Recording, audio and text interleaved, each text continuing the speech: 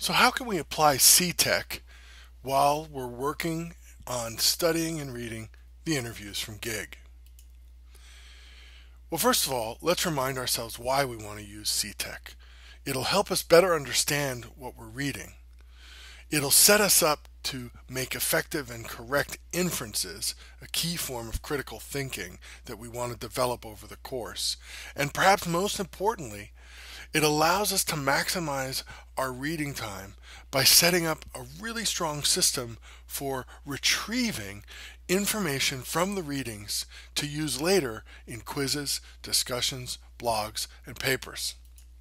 So the C in CTEQ stands for claims, and the claims we're interested in when we're reading interviews from GiG are the reasons for work. If you're looking for ideas about reasons for work that you might want to think about as you're reading GiG and working on your papers in this course, there's what I like to call the catalyst list on the first page of the syllabus. It's that box near the top that lists all the reasons, or not all, some of the reasons that answer the question, why do we or should we work? It's important to note how specific those reasons are. You'll notice success and happiness and money never appear on that list.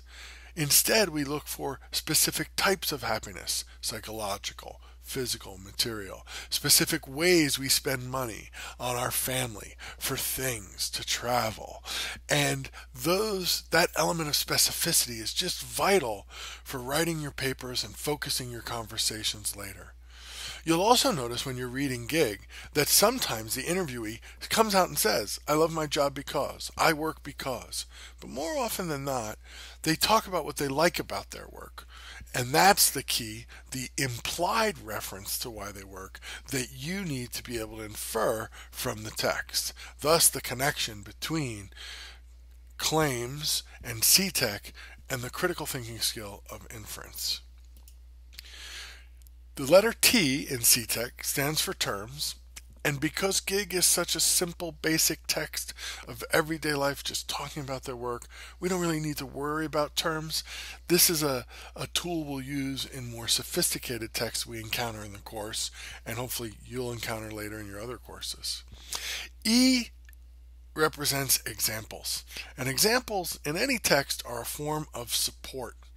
And in GiG, we want to make sure we're finding the examples and underlining or margin annotating them so it's easier for us to find them. So the way your text should look when you're annotating GiG is you're writing down claims, reasons for work in the margin, and either underlining or circling or making notes about examples brought up by the people being interviewed. Again, inference is key here.